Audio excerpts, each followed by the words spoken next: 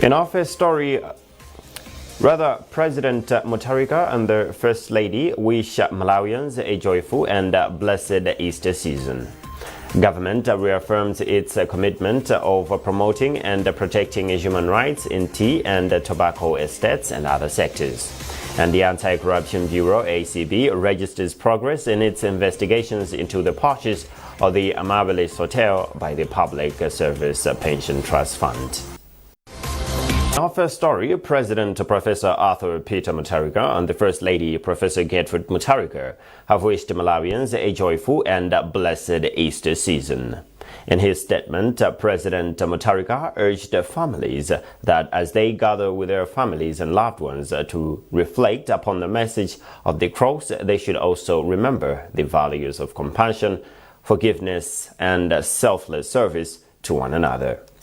Easter is a period where Christians from all walks of life celebrate their redemption brought by Jesus Christ through his crucifixion, death, and resurrection. Meanwhile, Member of Parliament for Rumpi North, Jabi Mhango, has called on leaders at different levels to follow the example of Jesus by demonstrating a selfless leadership. Mhango, who is also the Minister of Transport, was speaking after participating in the Way of the Cross conducted by some Christians at Njenga in Rumpi district. Musa Secheyo reports. The Way of the Cross, conducted jointly by Anglican and Catholic churches at Nchenachena in Rumpi, started at St. George Anglican Church to St. Gabriel Catholic Church in the area. Member of Parliament for the area, Jabi Mhango, joined the procession. Speaking after the ceremony, Mhango, who is also Minister of Transport and DPP Vice President for the North, said the Way of the Cross should be a reminder on selfless leadership. Jesus Christ was crucified in order for us to be redeemed from our sins. So it's a very important day, and my appeal to Malawians is to take such days very, very, very seriously, because it's a day of reflection. What are we doing as a people? What are we doing as a country? As leaders, how are we serving our people? You know, the president of this country, Professor Arthur Peter Mutharika, has emphasized the need for us to serve this country, our people, with diligence. Vicar General from Zuzu Diocese of Catholic Church, Father Isaac Katumbi, advised Christians to assess their spiritual wellness during this period. Let this journey not only be physical, in the sense that it's tiring, but let it also touch our spiritual wellness. Let us convert. Let us take heed of the call of Christ, who died for our sins. And taking heed of the call of Christ is to forsake all that drags us into sin again. The Way of the Cross is conducted to reflect on the sacrifice, passion, and death of Jesus Christ. Musa Secheyo, MBC News, Rumpi. Christians in the country have been encouraged to continue praying for the nation and the world at large, especially countries that are currently facing unrest, for peace to reign. Maula Cathedral assisting priest Father Peter Makina made the call during the Way of the Cross in Lilongwe on Friday. Our reporters Madari Tomhango and Catherine Banda have compiled this report. The Way of the Cross from the Maula Cathedral Parish in the Archdiocese of Lilongwe started at Maula Cathedral, passing through the John Chilembe Road, Mzimba Street to Crossroads roundabout, heading back to the Maula Cathedral, with members of the church praying and singing. Maula Cathedral assisting priest Father Peter Makina described the Way of the Cross as an important part of the Catholic Christians, as it is the time they reflect deep in their Christian life, as well as reflecting on the Lent season. Father Makina said it is also important for the Christians to continue doing charity works and praying for one another and continue maintaining peace, as they will also be remembering the sufferings of Jesus. This time of Lenten season, let us continue to do good.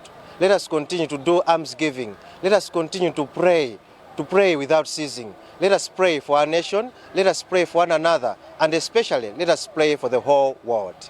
Concurring with Father Makina, one of the helping priests at the Maula Cathedral, Father Ansemi Atsakuli Tume underscored the need to meditate and reflect on life during this season while emphasizing the importance of the cross in the Christian life. The way of cross for us, Christian, especially for our Catholic, is the culmination, the final destination of all this journey of 40 days fasting with Jesus that lead us to his rising from the dead, this sacrifice of pouring his blood to save us. So for us Catholic, there is no salvation without a cross, because to the cross we go to heaven, to the cross we receive salvation. One of the Catholic Christians that participated in the Way of the Cross, Winnie Bota, encouraged other Christians to continue praying and do so searching of their lives as they are remembering the sufferings of Jesus Christ this period. The Way of Cross reminds us that we have to reflect on the Lenten season, which is coming to an end. We have to remember the sufferings of Jesus Christ, why he suffered, and we have to reflect on our lives as well as Christians. Like, how are we living? Are we living a Christian life? Are we living a humble life as advocated by Jesus Christ himself? Are we helping others? Are we humble enough to pray for the sick? Are we humble enough to pray for those sufferings? Each and every year, Christians across the globe observe and celebrate the Easter season in remembering the sufferings and the resurrection of Jesus Christ. In Mangochi, Christians have been urged to reflect on unity during Easter period by engaging in acts of love, forgiveness and service to one another. Catholic Bishop Montfort Stima of the Diocese of Mangochi and Dean of St. Paul and Peter Cathedral of the Anglican Diocese of the Upper Shire, the Very Reverend Canon Grant Tebulo, made the remarks during a joint Way of the Cross prayers. Sotin Ndazi has filed a report read by Owen Mavula. In Mangochi, the Way of the Cross prayers started from St. Augustine Catholic Church, where Christians from Catholic and Anglican formed a procession to commemorate the suffering and death of Jesus Christ. Led by Bishop Montfort Stima of the Catholic Church and Dean of St. Peter and Paul Cathedral Church of the Anglican Diocese of the Upper Shire, the Very Reverend Canon Grant Tebulo, the procession conducted devotional journey of 14 stations, each inviting prayer, reflection, and meditation on Jesus' passion and sacrifice. Speaking to MBC, Dean of St. Peter and Paul Cathedral Church of the Anglican Diocese of the Upper Shire, the Very Reverend Canon Grant Tebulo, called on people to remain steadfast in observing the Way of the Cross and emphasized its significance as a catalyst for peace and unity. This is a very fundamental and very important occasion in a Christian circle, as Anglicans and Catholics and other churches that commemorate the Way of the Cross. The Way of the Cross reminds us as believers the work that Jesus Christ did on the cross, that he offered salvation to the people or to everyone in the world. The Way of the Cross allows believers to meditate on his suffering and unite their own struggles with his sacrifice. For believers, the period is important. We believe that God loves us all.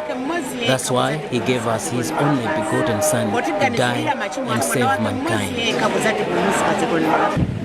We are very committed as Christians because we know that Jesus Christ died for us of our sins. The Way of the Cross consists of 14 stations, representing key moments from Jesus' condemnation to his burial. Traditionally, it is prayed during Lent, especially on Good Friday. The government has reaffirmed its commitment to promoting and protecting human rights in the context of business activities. The Minister of Justice and Constitutional Affairs, Charles Mhango, was speaking in Lilongwe during a national validation meeting of the Draft National Act Action Plan on Business and Human Rights.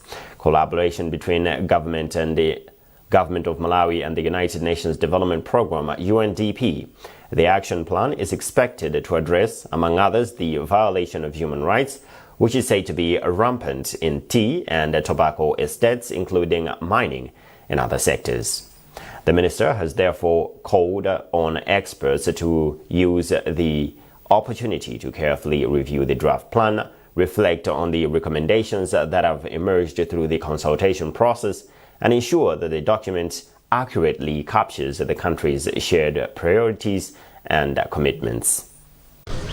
I think it's very important that as government, we must respect, we must protect our citizenry. It's true that as a country and as a government, we need the investment. We need investment flows from outside the country.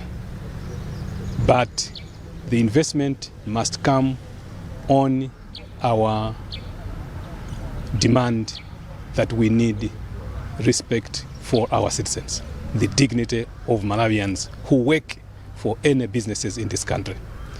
As a government, therefore, let me emphasize that we will look at all the regulations, laws to align with our aspiration under the UN guiding principles for human rights and business. In her remarks, UNDP resident representative to Malawi, Vanilla Frost, said it is imperative for all stakeholders to ensure that the action plan is well implemented. But what really matters is the implementation, and so that's why I was exchanging with the Honourable Minister that it's very important that there's an active, continued dialogue with the private sector to see not just how to put in place the frameworks, but how it can really change the lives of workers across the country. The other key message I had was that this is not about yet another set of barriers to business in Malawi. We know it's very tough being a business owner in this country, and for economic growth to flourish, as the government has very clearly articulated, it needs to be private sector-led growth. So the key question is how to put in place a framework that is operational, that makes sense to business, but that also can support human rights. You're watching NBC News with me, Romeo Omari. A reminder of our top stories. President Mutharika and the First Lady wishes Malawians a joyful and blessed Easter season. Government reaffirms its commitment of promoting and protecting human rights in tea and tobacco estates and other sectors. And the Anti-Corruption Bureau, ACB, registers progress in its investigations into the purchase of the Amaryllis Hotel by the public. The Parliamentary Committee on Education has recommended the expansion of the Building Education Foundations through Innovation and Technology BEFIT program to all public primary schools in the country. Chairperson of the committee, Mudani Dambara, made the remarks during a visit to Chinyata Catholic Primary School in Walilanji Zone in Mchinji District, one of the schools benefiting from the program. Details in this report by Jinsisi Moyo. The BEFIT initiative, being implemented by the Ministry of Education, aims to enhance foundational literacy and numerical skills. It is currently targeting learners in standards 1 to 4 and is being rolled out in over 1,000 public primary schools nationwide. The Parliamentary Committee towards Chinyata Catholic Primary School as a beneficiary to appreciate how the program is being implemented. Chairperson of the committee, Mudani Dambala, emphasized the need to extend the program to other public primary schools. It is a very good project because it is preparing a learner so that when he goes in class, he should not find the work there difficult. So our observation here and what the headmaster has said is that when it's like they are preparing them for the work in class. So the assessment in class is very good, and that the learners, a lot of learners are benefiting and that they are doing well in the assessment. Head teacher for the school, Teresa Satawa, said the introduction of tablet-based learning has helped reduce absenteeism and increased learner participation in class. The enrollment of the learners has been increased. There are 814 at this moment, but before there were less 650. BFIT component manager Rabson Madi disclosed that the project is being implemented in phases with plans to expand it to more schools across the country. Each and every primary school in Malawi will be reached out with the BFIT program, because the BFIT program is intended to improve the learning outcomes of our learners, I've already said.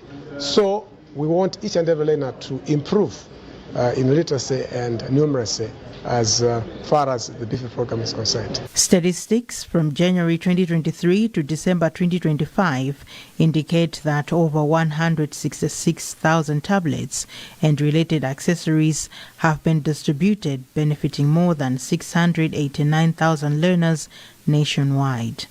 The committee believes scaling up the program will further strengthen foundational literacy and numeracy skills among young learners. Chinsisi Moyo, MBC News, Lilongwe. The Anti-Corruption Bureau, ACB, says it has made progress in its investigations into the purchase of Amaryllis Hotel by the Public Service Pension Trust Fund. In a statement, the Bureau says it is tracing the money trail and profiling public officials and other individuals suspected of benefiting from the transaction in the purchase of the hotel.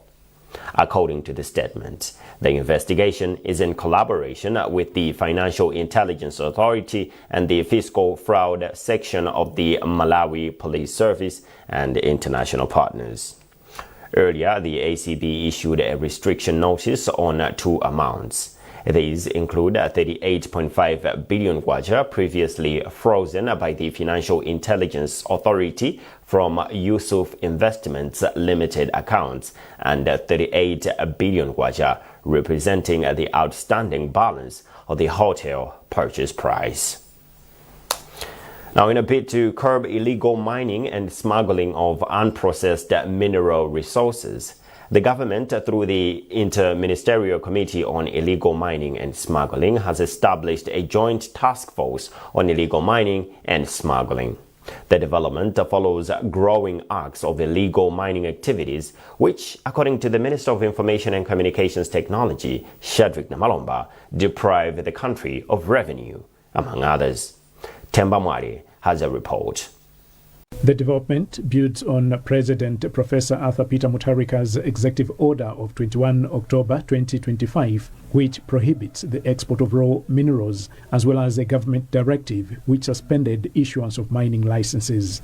Namalomba said Malawi is facing serious national security and economic threats emanating from the rise in illegal mining activities and cross-border smuggling of unprocessed mineral resources. He said the practice undermines the country's national development by depriving the state of critical revenue, weakening regulatory frameworks, degrading the environment, and fostering organized criminal activities.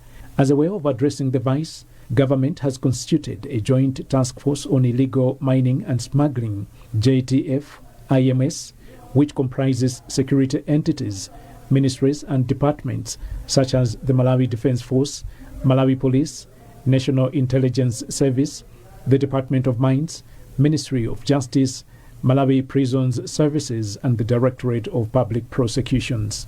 The task force has been mandated to employ all lawful and necessary measures to decisively combat illegal mining and mineral smuggling in the country. Government has since ordered all individuals and entities involved in illegal mining activities in all places in the country, including in protected areas and environmentally sensitive areas, to immediately cease such operations.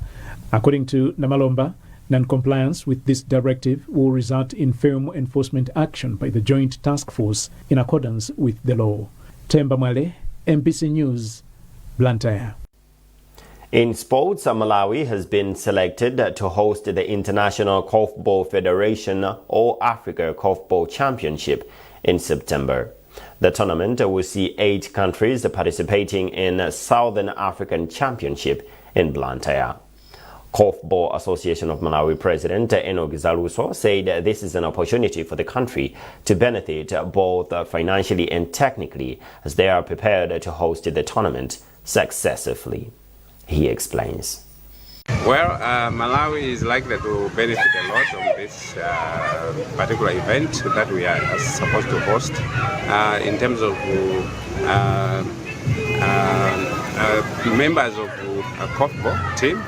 Teams like Malawians athletes are likely to benefit because they will actually have international exposure, though they are hosting, but also they will actually rub shoulder to shoulder with the very experienced players like those that are coming from South Africa, Zimbabwe, and even Kenya as well. So in this way, we can say we'll benefit a lot because even tourism and other things that Malawi will actually have. In terms of economy, we are likely also to get maybe forex that will also help Malawi government to get at least something from that particular hosting.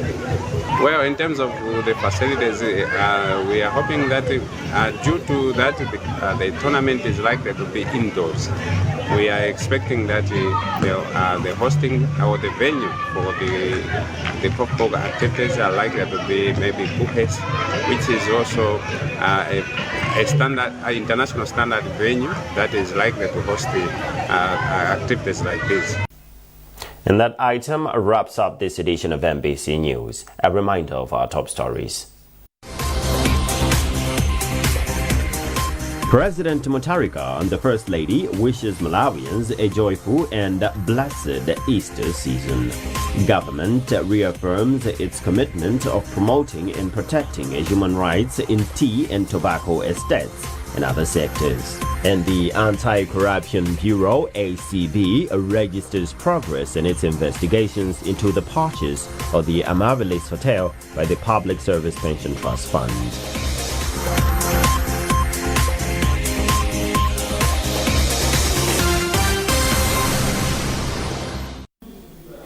Keep up to date with our news coverage by scanning the QR code at the top right corner of your TV screen.